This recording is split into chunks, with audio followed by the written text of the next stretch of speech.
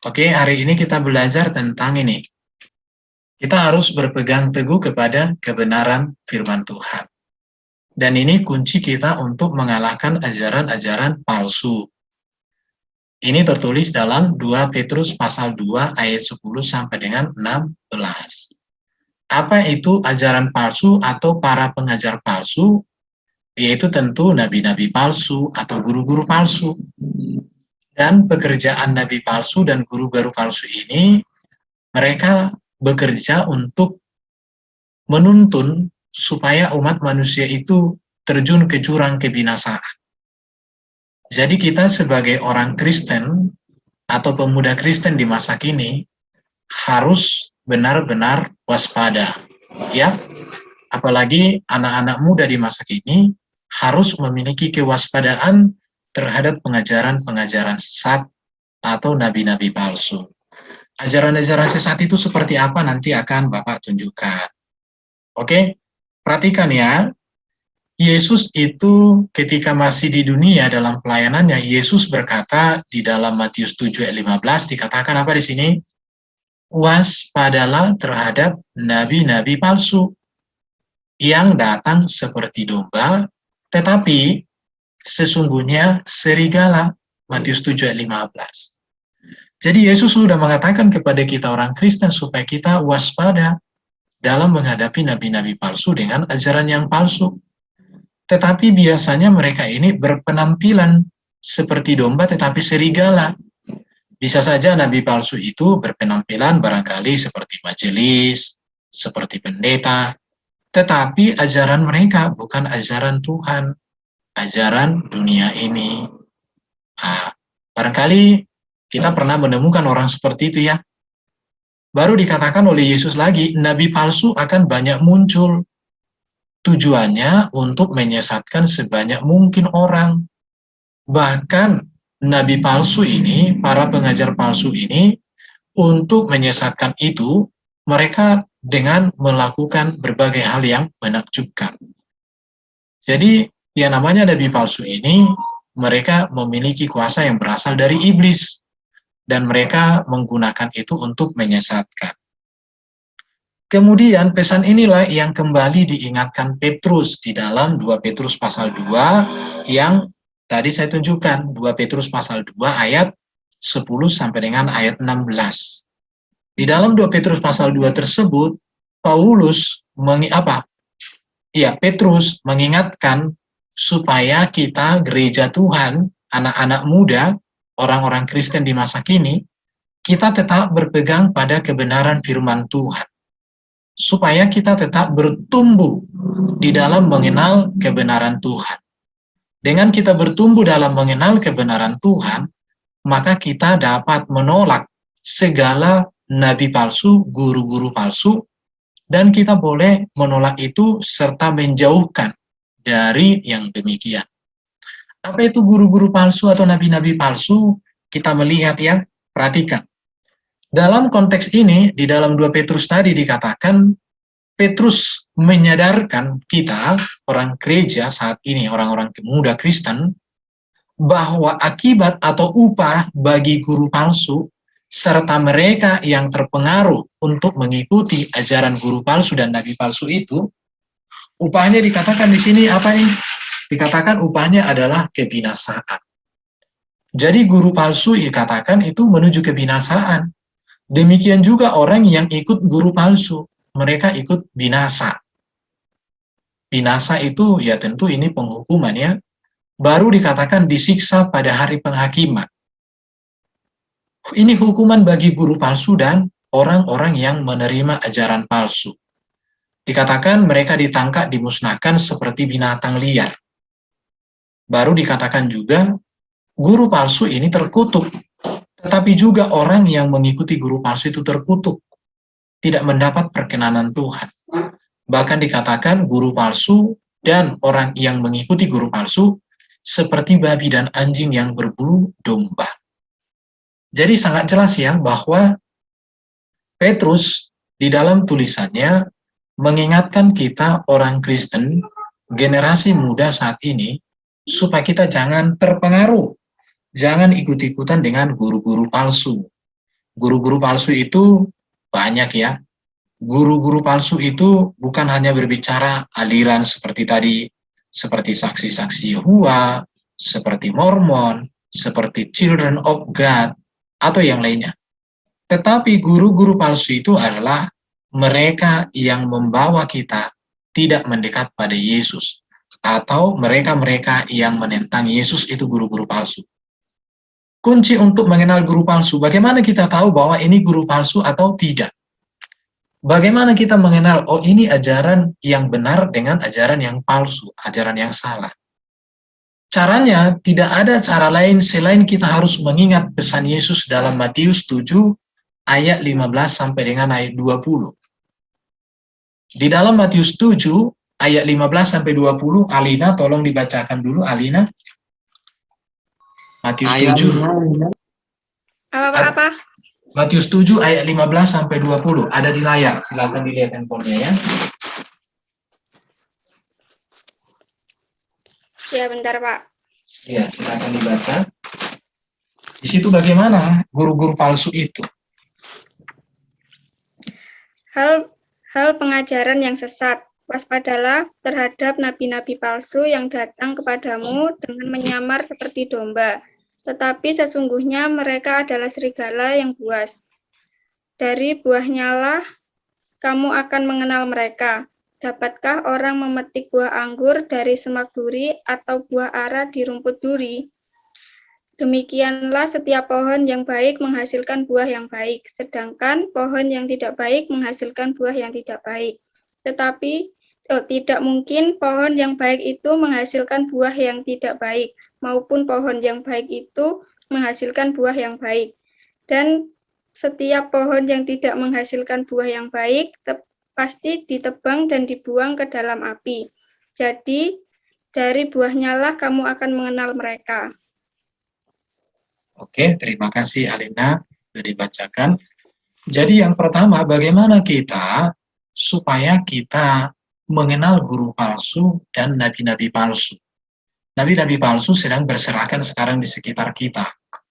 Mereka yang menentang Yesus, mereka yang menolak kebenaran dan kekudusaan Yesus, tentu itu adalah guru-guru palsu dan nabi-nabi palsu. Maka supaya kita mengerti guru palsu dan nabi palsu, yang pertama berdasarkan ayat itu, kita harus mengenal kebenaran yang sejati. Kita harus memiliki kedewasaan rohani. Artinya kita harus memiliki pengetahuan akan firman Tuhan. Kita harus memiliki pengalaman menghidupi kebenaran firman Tuhan tiap-tiap hari. Kita harus memiliki persekutuan pribadi, baik kelompok, baik dalam keluarga. Jadi kalau yang pertama itu kita harus mengenal kebenaran. Contoh ya, bagaimana kita bisa membedakan emas asli dengan emas palsu. Bagaimana kita bisa membuktikan emas palsu? Yang pertama, kenal dulu emas yang asli. Jadi supaya kita bisa mengatakan bahwa ini guru palsu, ini ajaran palsu, ini nabi-nabi palsu. Yang pertama harus dimiliki pemuda Kristen atau orang Kristen, anak-anak Tuhan saat ini, harus memiliki pengenalan yang benar terhadap firman Tuhan. Itulah sebabnya Bapak setiap kali mengajar selalu mengatakan, sudahkah Anda membaca Alkitab tiap-tiap hari?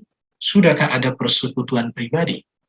Karena kekuatan kita untuk kita tidak disesatkan oleh guru-guru palsu dan nabi-nabi palsu, ajaran-ajaran palsu, maka kita harus mengenal kebenaran dulu. Sama seperti ujian, kalau kita sudah mengetahui jawaban yang benar, maka siapapun yang memberitahukan jawaban yang salah, kita bisa katakan itu salah. Kenapa? Karena kita sudah memiliki jawaban yang benar. Yang kedua, ini perlu ya, melihat dari buah pengajar. Jadi ketika ada ajaran atau nabi palsu atau guru-guru palsu datang, lihat dulu pribadi yang mengajar itu. Kenapa? Karena biasanya, dan ini selalu ya, berdasarkan ayat tadi, pohon yang baik menghasilkan buah yang baik, pohon yang salah menghasilkan buah yang salah. Artinya di sini doktrin atau ajaran yang salah akan menghasilkan kehidupan atau perilaku yang salah. Pengajaran yang sesat akan terlihat dari cara hidupnya yang sesat. Perhatikan. Jadi bagaimana kita menilai bahwa ini ajaran palsu, ini guru palsu, ini nabi palsu? Yang pertama, lihat dulu buah dari pengajar itu. Apakah di dalam hidupnya ada kebenaran tentang Yesus? Apakah hidupnya mencerminkan nilai-nilai kebenaran Yesus atau tidak? Di situ dulu. Jadi lihat dari buah pengajarnya. Kalau dia ngomong A, I, U, E, O, macam-macam dia ngomong, tapi hidupnya tidak sesuai. Oh, ini namanya pengajar palsu. Apalagi kalau ajarannya itu membawa manusia jauh dari Tuhan. Ingat ya, kita akan lihat lagi ya, perhatikan ya. Kita lihat, bagaimana ciri utama kehidupan guru palsu atau nabi-nabi palsu. Perhatikan, dikatakan di sini bahwa mereka itu hidup dalam kesombongan atas kebenaran diri sendiri, bukan kebenaran Tuhan. Bahkan para pengajar atau guru palsu itu, mereka berani menghina Tuhan Allah kita. Bahkan mereka tidak segan menghujat. Jadi boleh saya katakan, ya sekarang kan era media sosial ya.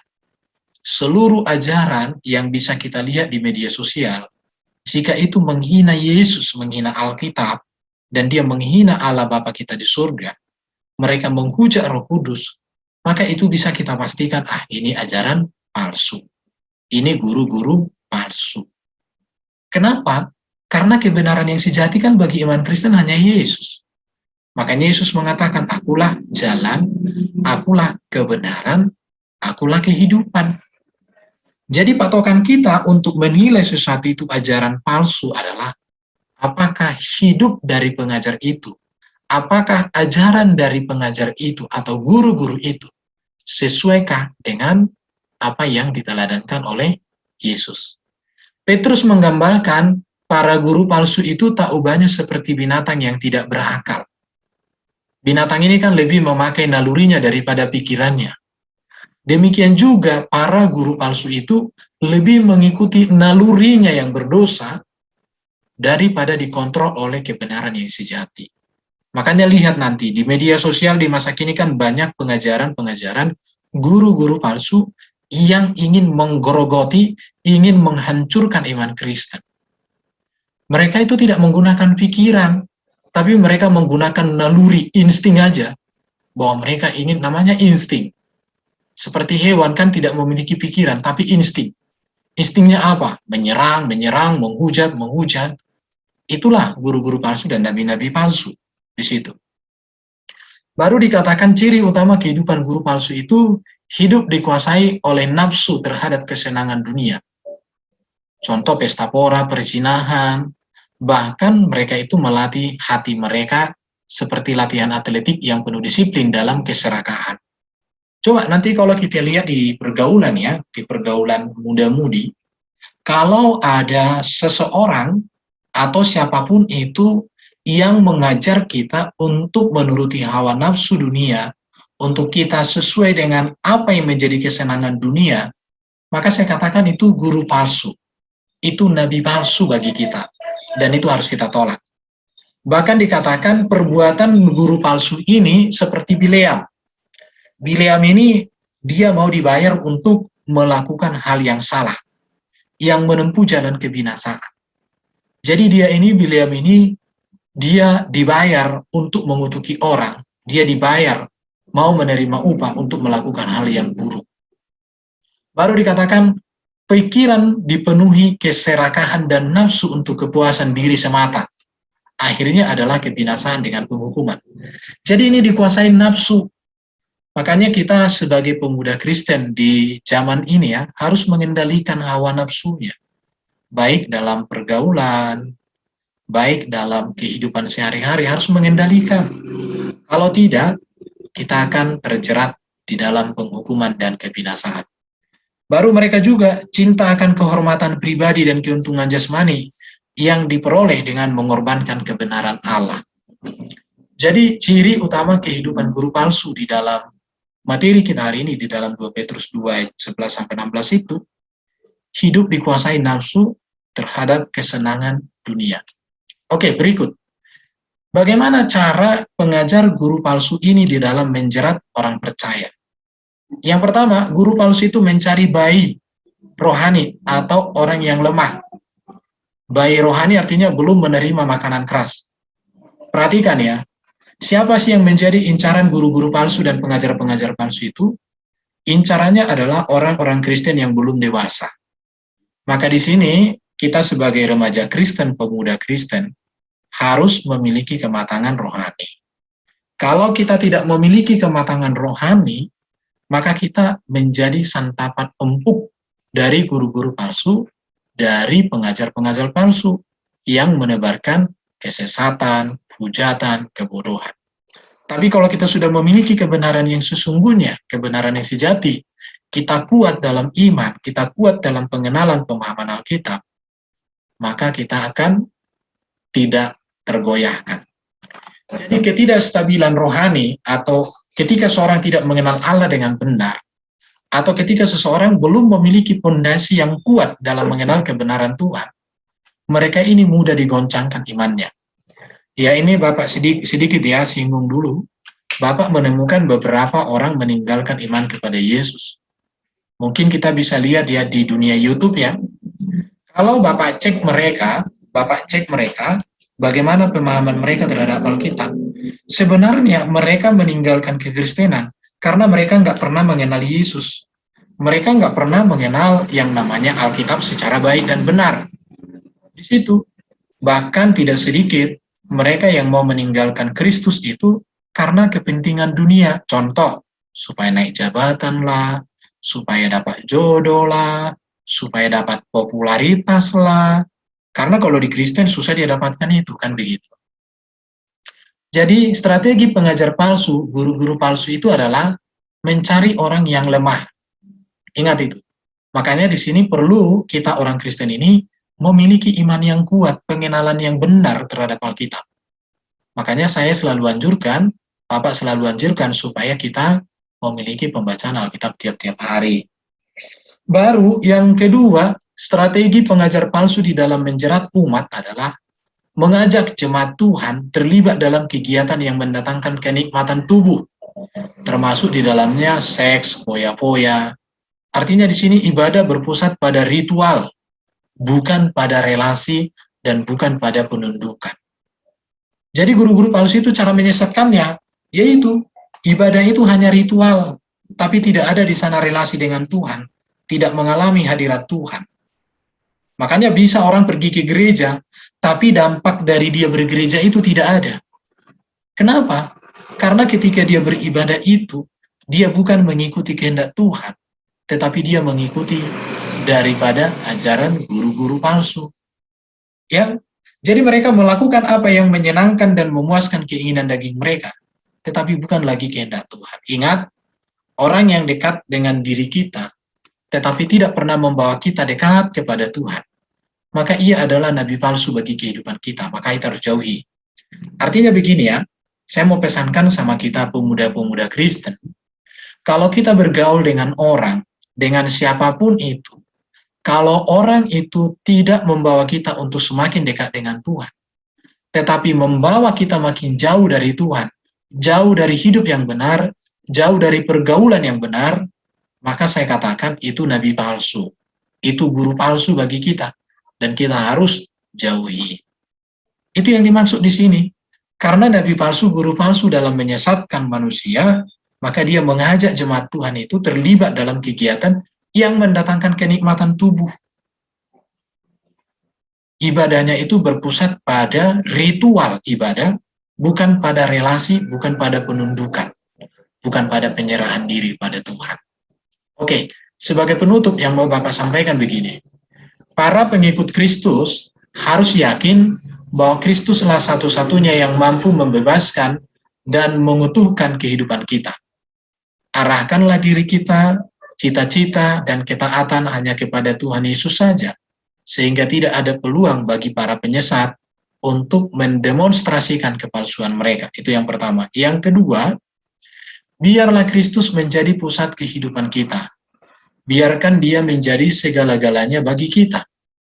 Dan biarlah dia leluasa mengatur dan mengarahkan hidup kita. Jadikanlah Yesus Kristus sebagai Sang Gembala yang menuntun kita, mengarahkan kita ke mata air yang segar di padang rumput yang hijau. Hanya dengan itulah kehidupan kita dapat dipertanggungjawabkan dan selalu terarah kepada kebenaran. Yang berikut Bapak mau sampaikan, Hidup di dunia ini penuh dengan pengumbaran hawa nafsu dan kenikmatan dunia. Perhatikan ya, apalagi para pemuda Kristen sekarang ini ya, diperhadapkan dengan pengumbaran hawa nafsu dan kenikmatan dunia. Sehingga begitu banyak sekali pemuda-pemuda gereja, anak-anak gereja jatuh dalam dosa. Karena dunia ini selalu mengumbar hawa nafsu dan kenikmatan dunia. Hal inilah yang membuat orang lemah menjadi mudah jatuh. Artinya, kalau kita lemah imannya, kalau kita tidak memiliki pertahanan iman yang kuat, yang benar, maka kita akan digilas oleh dunia. Untuk itu, kita sebagai remaja Kristen, anak-anak Tuhan, orang-orang Kristen, kita harus dekat dengan Tuhan, supaya kita mampu menang atas godaan dunia. Kita diperingatkan oleh Tuhan untuk tidak meninggalkan jalan yang benar, yang sesuai dengan pengajaran firman Tuhan yang murni. Itu yang ketiga. Yang keempat, marilah tetap teguh dalam kebenaran. Marilah melatih diri kita dalam kekudusan, sehingga kita kedapatan tak bercacat, tak bernoda di hadapannya. Amin. Oke, jadi hari ini kita sudah belajar tentang bagaimana kita dapat bertumbuh. Yang pertama yang menghambat pertumbuhan iman kita adalah ketika kita mendapatkan pengajaran-pengajaran palsu, dan pengajaran palsu itu bertumbuh dalam hidup kita, maka kita tidak bisa bertumbuh di dalam Tuhan. Oke, jadi intinya bagi kita generasi muda, pesan yang mau disampaikan oleh firman Tuhan atau pelajaran kita hari ini, mengajar kita untuk berpegang kepada kebenaran. Inilah kunci kita mengalahkan ajaran palsu, nabi palsu, dan segala kepalsuan yang ada di dunia ini. Kalau kita berpegang kepada kebenaran, kita tidak akan jatuh ke dalam jurang dosa, jurang kebinasaan, jurang penghukuman. Tapi kita akan terhindar dan kita menang. Demikian yang bisa Bapak sampaikan. Terima kasih. Tuhan memberkati kita semua.